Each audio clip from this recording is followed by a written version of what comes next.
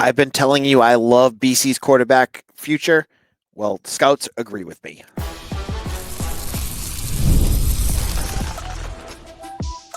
You are Locked On Boston College, your daily podcast on the Boston College Eagles. Part of the Locked On Podcast Network, your team every day. Hello, everyone, and welcome. This is Locked On Boston College, your team every day. I'm your host, AJ Black of Eagle Insider, part of the 247 Network. Thank you all for joining us. Today's episode is brought to you by Game Time. Download the Game Time app, create an account, and use code Locked On College for $20 off your first purchase. On today's show, the first Boston College men's basketball player enters the transfer portal. I'll talk about who that is and maybe a target that the BC may have a chance at that could make a big impact on them next year. I'm going to look at a group of 26 recruits, not 26 total, but the class of 26 that are taking official visits. There's about 5 of them, and you're going to want to know about each one of them. And we're going to kick things off talking Elite 11. Now, this is a Boston College podcast, so if you do not know what the Elite 11 is, I'm going to explain it to you.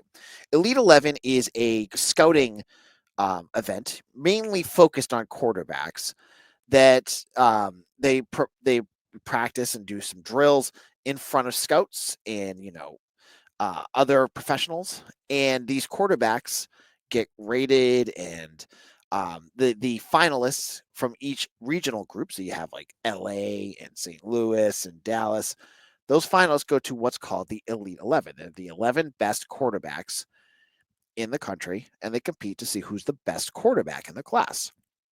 For Boston College, we've had players compete in the regionals. I don't think BC's ever had anyone that's been past that. I think Grayson James might have, even though Grayson James was not a BC commit. And I think Phil Dracovic may have, and Jacoby Robinson was definitely in it. I'm not sure if he actually went past anything.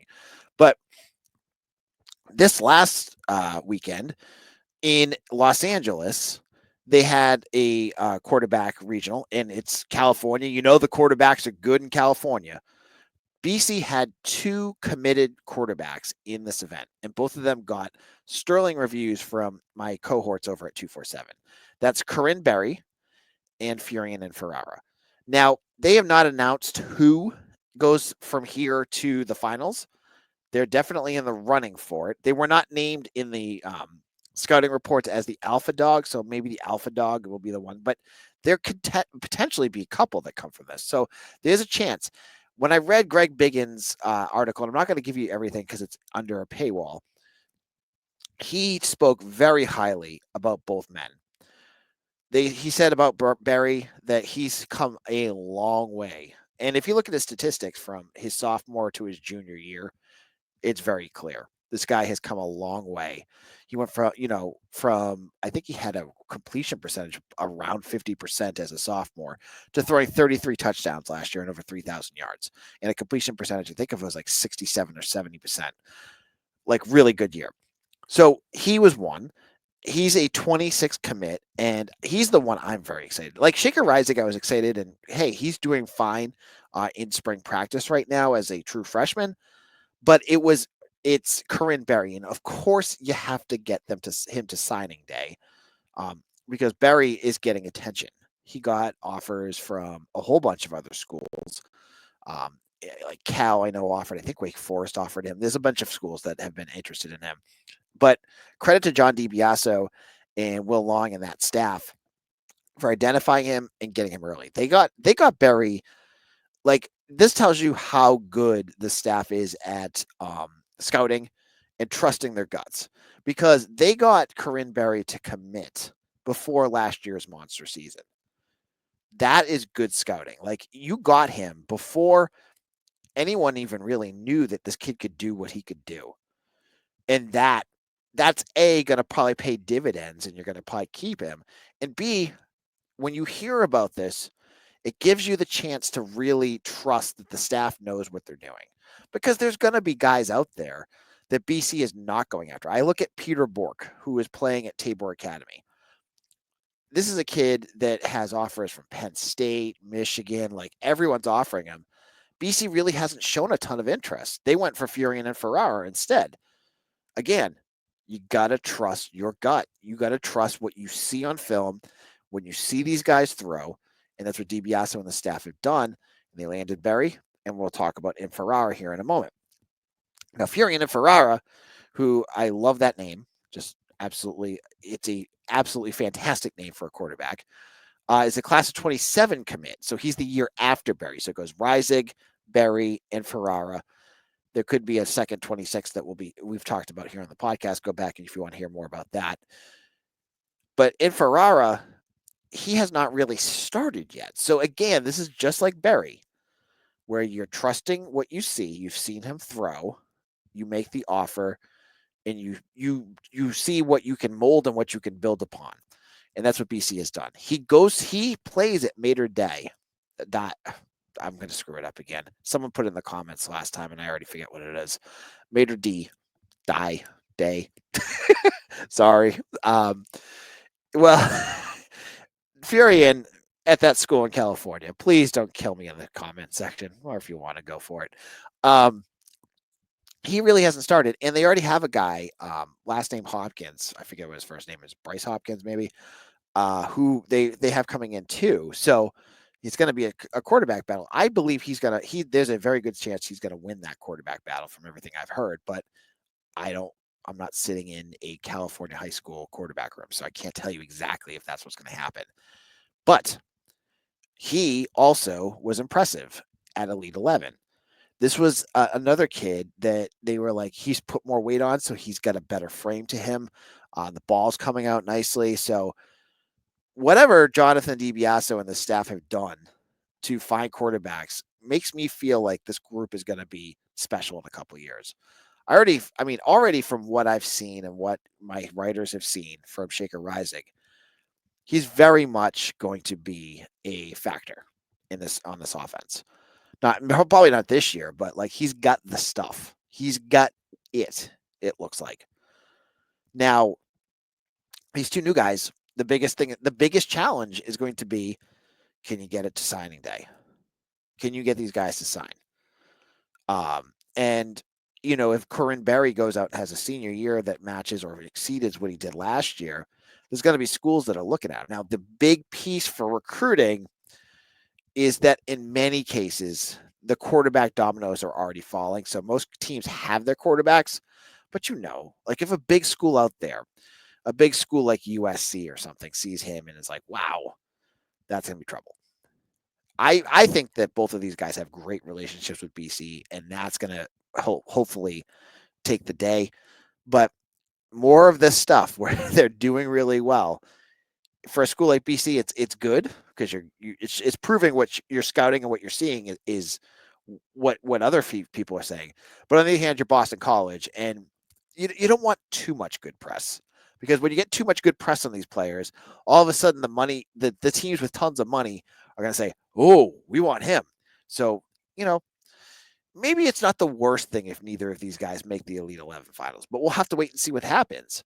They haven't announced any yet, but we'll keep our eyes open for it. So that's the Elite 11. We've talked about that before, and we'll give you updates if either of these guys make it to the finals. Now, in our second segment, speaking of recruiting, I told you yesterday, it's going to be a heavy recruiting episode. You get your expert in recruiting right here with you.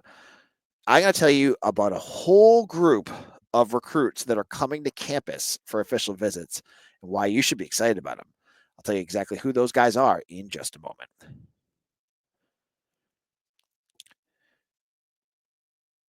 Ever check your bank account and wonder, where did all my money go? Between dining out, online shopping, and entertainment, it's easy to lose track. That's where Monarch Money comes in. Your personal CFO, giving you full visibility and control over your finances. Monarch Money isn't just a budgeting app. It's a complete financial command center. You can track all your accounts, investments, and spending all in one place. So you just stop managing your money and start building wealth. When I started using money, I didn't realize how much I was spending on going out to eat. I hate cooking, so I love doing that. But I realize it's too much. Now I budget smarter and save more. Instead of juggling multiple apps, I use Monarch to check my finances, track spending, and even plan long-term goals. So take control of your finances with Monarch Money.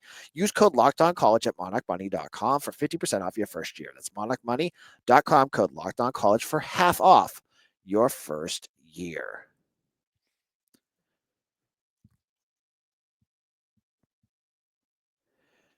Imagine watching your favorite team live, feeling the energy of the crowd, and witnessing unforgettable moments. There's nothing like experience a big game in person. Getting tickets shouldn't be stressful. That's where Game Time comes in, making it easier for you to grab last minute seats at unbeatable prices. I love Game Time picks because curating it makes it easier to find better values for tickets, shop, concerts, sports, concerts, comedy, theaters, and other events. I just checked the Game Time app, and there are amazing deals on some huge matchups for the Bruins, Celtics, you name it, even the Red Sox games. They've got those all covered now, too. So download the Game Time app, create an account, and use code LOCKEDONCollege for $20 off your first purchase. Again, it's not just Boston stuff. You can go, if you're living anywhere, you're BC fans, you're all over the place. Game Time's got you covered. That's Locked On College, LOCKEDONCOLLEGE for $20 off. Download Game Time today. Last minute tickets, lowest prices guaranteed.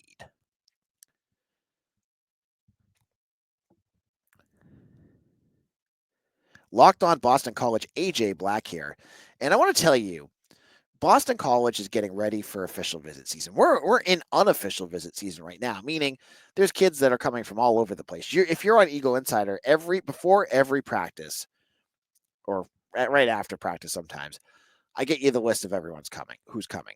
Sometimes there's guys on that list that have offers, and you're like, ooh, that's a good one. Sometimes there's guys that I'm watching, I'm going, doesn't have an offer yet, but will they offer him?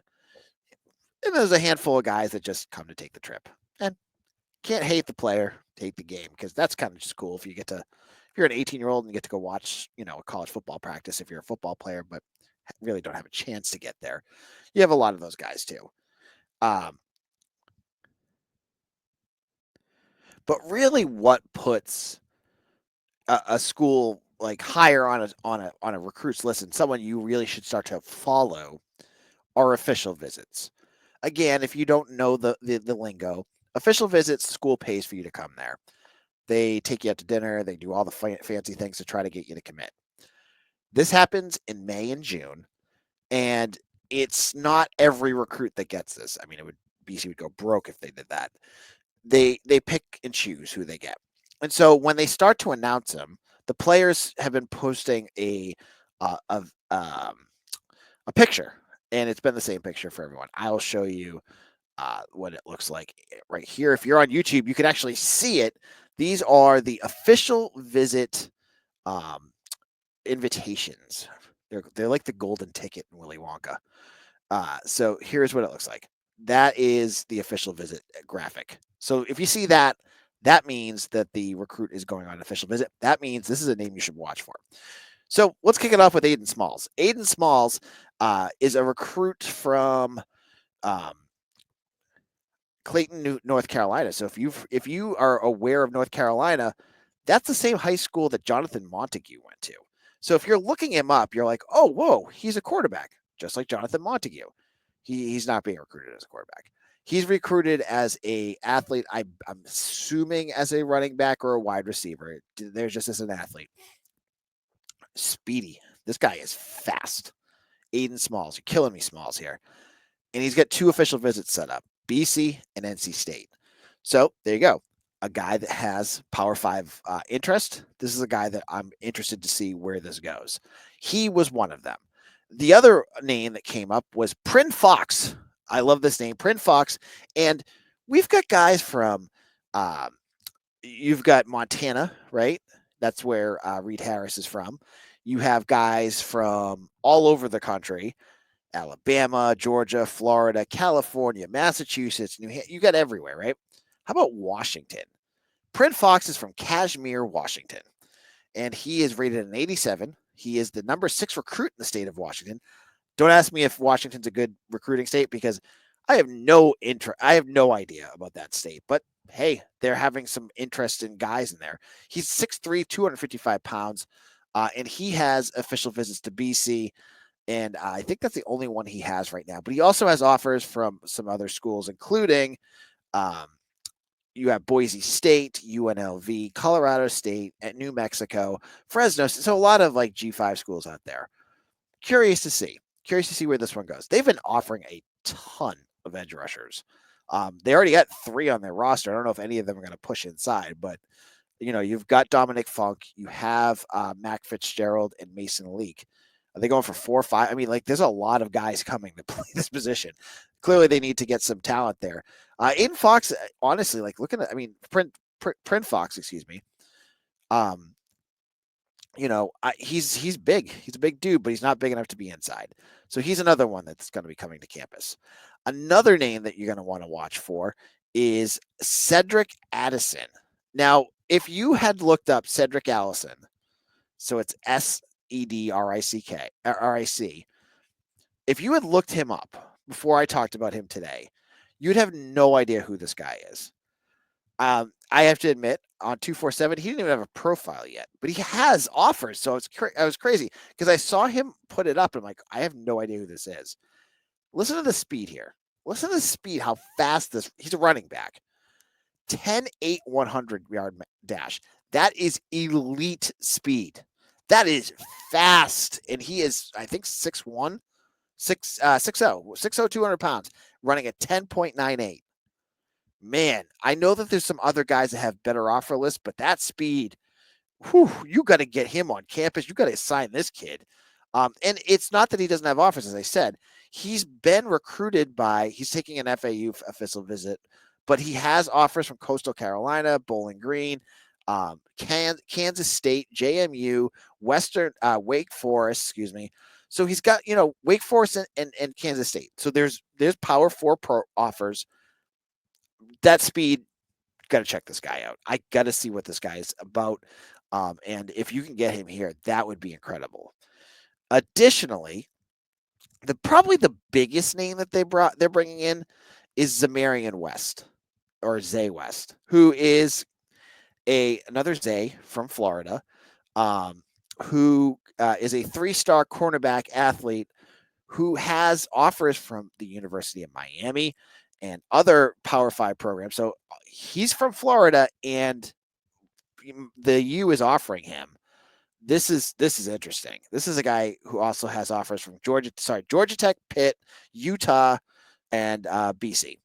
So they've been on him for probably just about a month, but they pushed hard. He's a 6'1" cornerback from the state who has a couple offers in that area. I'm excited about these guys. I'm really excited that they're getting these official visits. And finally, Dom Funk. Dom Funk, your favorite, the edge, as I just talked about, edge rusher from Furian. He has set his official visit date. I feel bad for the recruited guys because it's special for them too. But like for someone covering it, if it's their official visit, you're like, yeah, that's cool, but you're already committed. Why do I care? But hey, it's their moment. That's cool too for them. So you have all these players. You got everything going on. Now you have to see how things kind of shake out because as I said, there's a ton of edge rushers that they're offering. We still don't have a ton of wide receivers.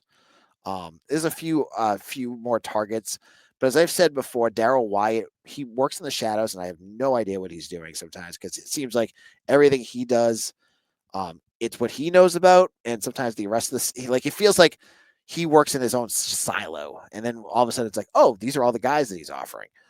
You don't know much about him, and then there's a few others that we're still waiting for. Marky Walbridge, for instance. I've heard good buzz that he may be taking an official visit, but we don't have a date yet.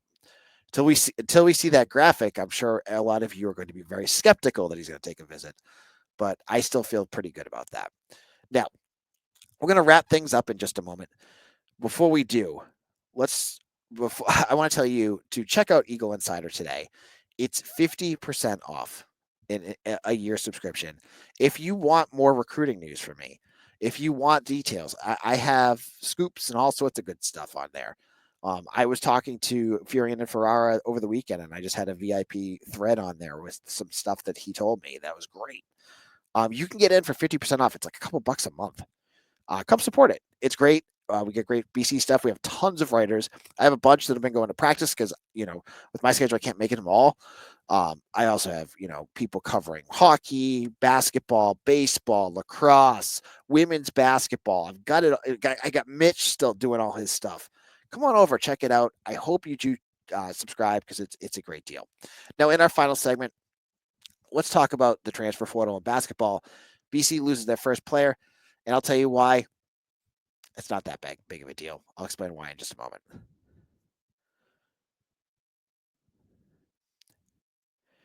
daylight savings time snuck up on us again. And if you're feeling that lost hour of sleep, 5 hour energy has your back.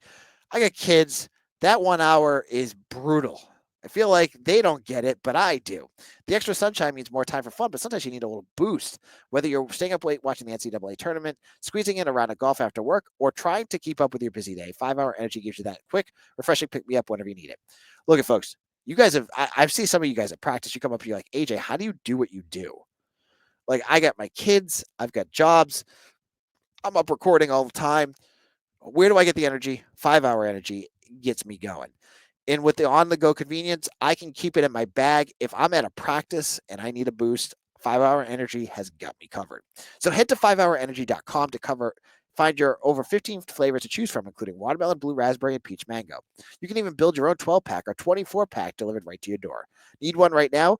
Grab a 5 hour energy shot at your local grocery or convenience store. They're everywhere. Stock up today and get yourself energized.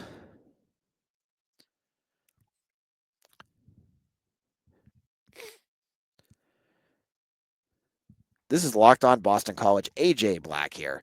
And we're talking the recruiting portal. But before we do that, let me tell you this. The NCAA tournament is here, and so is the bracket breakdown. Locked On Podcast Network and Amazon Fire TV channels are teaming up to deliver NCAA tournament coverage like never before. Watch studio shows featuring former players and Locked On's local experts as they guide you through every upset, buzzer beater, and bracket matchup. Stream it all for free on Amazon Fire TV channel. Search Bracket Breakdown to see it all for free. It's your team every day. Yeah, check that out. I've gotten over my seasonal depression, which comes around March Madness, thinking about BC basketball, and moved on to I just watch great basketball games. I don't care who's in it right now. I do wish BC was still in it, but I don't know. Will it ever happen? Cross your fingers. Now, the offseason has begun for BC. Now, the official first date of the transfer portal, it's different than basketball has ever been because there's now a open and closed portal date. It opens on March 24th. So that is the end of this week. But you're going to hear news because recruits transfers or players that may transfer are already hearing from agents and NIL collectors because this is the Wild West. They can make any rules that they want, but they're not enforcing anything. And all these backdoor deals are already happening. I mean, if you go on Twitter, you follow the guys that are posting this, whether it's Travis Branham at 247 or Jamie Shard on 3, they'll post who's going in, and half of them have do not contact, which means they've already picked who they're going to because they've already been enticed to go into the portal. They've got their money. They're ready to go. It's gross, but that's the way it works. For BC, the first player entered the portal as Elijah Strong, forward, sophomore forward who averaged a little over 9 points per game and a little over 4 rebounds per game, and that told Jamie Shaw that he's entering the portal. Now, this is our first, and I don't expect this to be the last, and I'm okay with it because Elijah Strong came in last year. And there was something fun about him. He was like a fun player, had a lot of energy. He had a nice touch around the rim. But as you know, he only played limited minutes for most games last year. He had that one game against Clemson where he played like 26 minutes because half the team was sick. But other than that, he really didn't play. Now, this year he plays more. He averaged close to 10 points a game, which is great. But I thought he got exposed a little bit on defense. Like when he played more, especially when it was ACC play, when he played some more athletic forwards, he really struggled. And so I go back to this is Earl Grant's, do or die year. It has to be. There's no other way that he goes out there and bombs and they take him back again. He knows he's got to be able to do this. So when your philosophy is gritty, not pretty, and it's supposed to be an emphasis on defense, and you're letting up 76 points per game, or I think that was the final number. And Elijah Strong really was a defensive liability. I don't know if he chose to leave. I don't know if it was other decisions. I don't know. But the fact that he's leaving is okay because maybe you can go out and find another power forward wing that's a little better at defense because you're gonna have to. Like you got to figure out something here. And so, I'm okay with with Strong leaving. He strikes me as a guy that if he goes to a group of like a mid-major school, I keep going football terms, it's mid-major.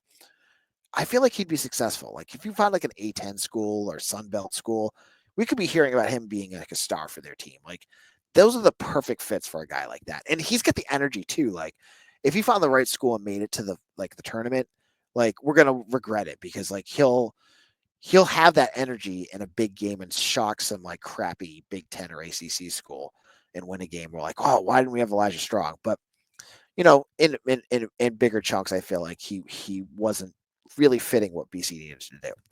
So, what does BC need to do now? Well, all these moves are going on. You're hearing about other players entering, and one name popped up that I was like, huh. I wonder if BC had. I wonder if they have the NIL to do it, and whether this guy would actually come here. Is another story. Is Taylor Bowen or Taylor Ball Bowen? He's a 6'10" forward from FSU. Entered the portal today, right around the same time Elijah Strong entered. Now he's 6'10". Good. He averaged about the same, but I think he's better defensively. He had more rebounds per game, better size, which BC needs size. My God, do they need size? And the big piece is he played at Brewster Academy, home of Mackay Ashton Langford, DeMar Langford. There's been many different guys that have gone through there. I think he's originally from like an African country. I want to say Sudan, but I'm not 100% sure. But I believe he lived up in this area. He's listed from being from Vermont on 247, but with these schools, some of them are not correct. But I would love to the piece that like connected was like, yeah, there's all this stuff. He's from the area, whatever. I believe his main recruiter at FSU was Steve Smith, who's on BC staff. So that immediately sparks flames, just like with Dylan Larnagan and Ty Lockwood with Bill O'Brien. That kind of connection is the one where I'm like, okay, there could be something here. So he could fill. He's got, you would be getting a guy who's, I'm not sure if he's more athletic, but I think he'd be better defensively. He's got 3 inches on Strong. Would he come here? That's going to be the big question. So BC now has one spot. This is the first spot that they have to open. I've said all along, they need to get a big. 6'10" is not really a big, but he kind of would do it. And I want to see them get another wing. But we'll have to wait to see who else enters the portal. I don't think it's done. We'll have to wait and see. So thank you all for listening. On tomorrow's show, we'll get into more. There's going to be practice on Thursday. I just saw my writer is not going to be able to come, but that's okay. Not every practice we're not going to be able to get to. But we'll see what the coaches and players have to say. If there's anything worth talking about, we'll definitely bring it up here on Locked On Boston College, your team every day.